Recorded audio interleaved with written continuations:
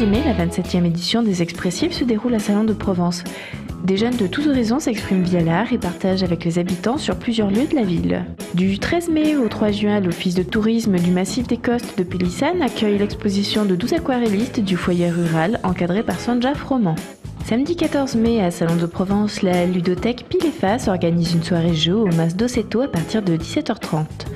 Le 14 mai à Pélissane se tiendra une course camarguaise de l'ICPACA aux arènes des Grandes Aires à 16h30. Samedi 14 mai, l'Anse-en-Provence organise une opération citoyenne propreté. Rendez-vous à 7h30 au centre technique municipal pour participer au ramassage de déchets. Gants, sacs et gilets de sécurité seront fournis. Le retour se fera vers midi où une collation sera offerte aux participants. Dimanche, la Manade Agu et le club taurin La Bouvine proposent un enciro aux arènes de Chabot à Aiguière à 15h30. Dimanche 15 mai, Aiguière replonge à la belle époque avec un défilé de voitures anciennes ainsi qu'une exposition à la salle de la gare de 9h à 18h.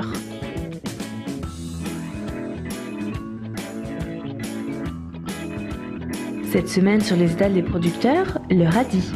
Le radis est un légume riche en oligo-éléments ainsi qu'en minéraux. On peut consommer la racine crue ou cuite, mais également les feuilles, ce qui en fait un parfait légume anti-gaspi. Il existe de nombreuses variétés de radis qui changent de couleur ou de forme pour satisfaire tous les goûts. La recette de la semaine, la soupe de fanes de radis. Il vous faudra les fanes d'une botte de radis, un oignon, une courgette, des champignons de Paris, du bouillon de légumes, de la crème liquide entière, de l'huile d'olive, du sel et du poivre. Émincez finement l'oignon et faites-le dorer dans l'huile d'olive. Coupez grossièrement tous les légumes. Ajoutez-les à l'oignon et faites revenir quelques instants. Versez 1 litre de bouillon de légumes et laissez cuire 20 minutes. Ajoutez la crème liquide et mixez le tout. Assaisonnez et servez chaud. Bon appétit!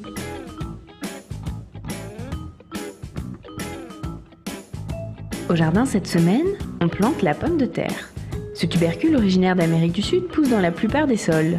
Pour optimiser sa pousse, faites germer la pomme de terre au préalable. Préparez la terre et amendez-la avec un engrais riche en potasse comme la cendre de bois, car la pomme de terre est gourmande. Et si vous avez placé du fumier l'automne dernier, ce sera encore mieux. La pomme de terre pousse également en pot. N'hésitez pas à la cultiver avec des petits pois. Creusez un trou de 15 cm de profondeur. Placez-y votre tubercule, germe vers le haut. Si la pomme de terre est grosse, vous pouvez la couper en 2 voire en 3 et obtenir ainsi autant de plants. Rebouchez délicatement sans tasser. Lors de la croissance de la pomme de terre, il faudra buter le plant, c'est-à-dire amener la terre sur le plant 2 à 3 fois afin d'éviter la formation d'une toxine, la solanine. Vous pourrez les récolter en primeur dès la fin de floraison. Les prévisions météo du week-end. Samedi, le temps sera ensoleillé avec un vent de 45 km/h en moyenne et des rafales pouvant aller jusqu'à 85 km/h. Les températures de 14 degrés le matin s'élèveront à 22 degrés l'après-midi. Dimanche, le soleil est toujours au beau fixe. Le vent s'intensifiera avec 50 km/h en moyenne et des rafales pouvant atteindre les 95 km/h. Les températures de 11 degrés le matin pourront aller jusqu'à 19 degrés l'après-midi. Lundi sera ensoleillé. Le vent faiblira avec 25 km/h en moyenne et des rafales de 55 km/h. Les températures de 10 à 11 degrés le matin s'élèveront à 20 degrés l'après-midi. Bon week-end!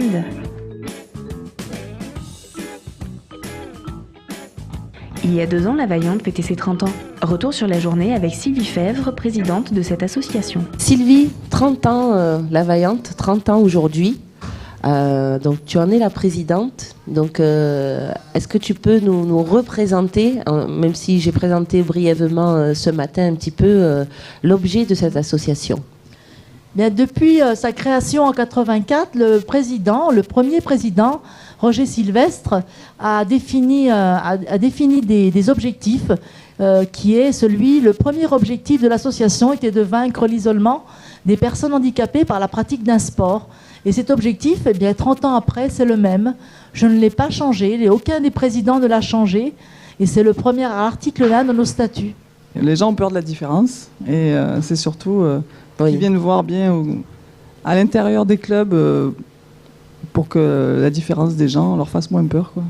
Oui, Voilà, c'est vrai qu'il y a ça. des fois des appréhensions, des préjugés aussi qu'on peut avoir, qui sont souvent très très ancrés dans la société.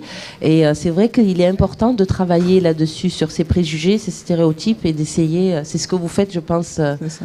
dans le cadre de votre travail. Quand on parle notamment aussi d'accessibilité, on ne pense plus handicap, mais on pense conception pour tous. La ville doit être conçue pour tout le monde, que ce soit une personne âgée, une maman avec poussette, ou une personne en fauteuil roulant, ou un non-voyant.